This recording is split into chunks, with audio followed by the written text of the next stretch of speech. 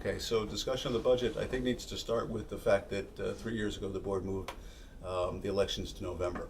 By moving the elections to November, it accomplished a few things. One is, historically, budgets were voted on by the public, but in a November election, the vote is not on the budget, it's just on board members and other elections, provided the board keeps the tax levy increase at 2% or less. And the reason it was done was primarily because when a budget does get voted down, it goes to the town councils, and the town councils have had a history of being very draconian in their ways of dealing with it, and we've lost $1 million to $2 million in budgets, which is a recurring loss every year. It keeps on playing off the year before. So losing a budget is really a big thing. Plus, November election brings in almost twice as many voters, or perhaps even more in presidential election. So there's much more public involvement in the voting process. So we moved the budget vote to November a few years ago, and those were the primary reasons. Since I've been on the board, budget increases have gone down significantly. When I got on the board, they were in the 7+%. In the past few years, they've been below 2%.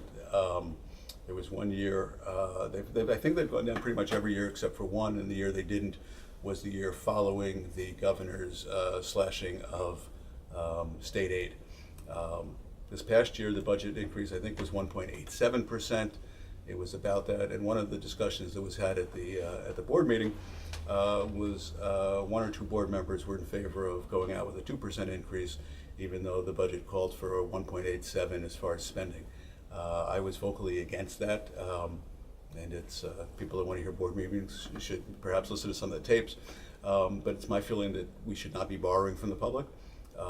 If we need to spend X amount of dollars, we should budget for that and not take X plus because we can. In the perfect world, we would keep the increase as low as possible.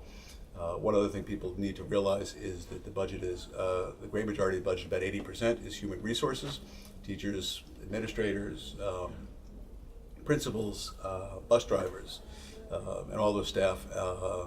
And their increase under current collective bargaining agreements is a little bit under 2% by itself without benefits. Benefit costs go up more than 2% a year.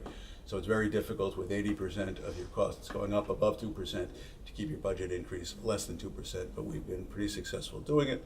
The last thing I'd like to say about budget is I'm very much in favor of maintaining as much in the ways of programs as we can for our kids. Programs keep kids from getting in trouble after school, but I think equally or more importantly, kids become engaged in their activities, whether it's sports or music or clubs, particularly as they get older, and the more the kids are engaged, the busier they are, and studies show that the busy kids who are engaged in lots of activities and sports tend to do best. So people may say, well, gee, XYZ is expensive, why do we keep it? And the answer is because that activity may be the one thing that's keeping John or Susie from having a hard time getting through school, and that's what we're here for, is to educate kids.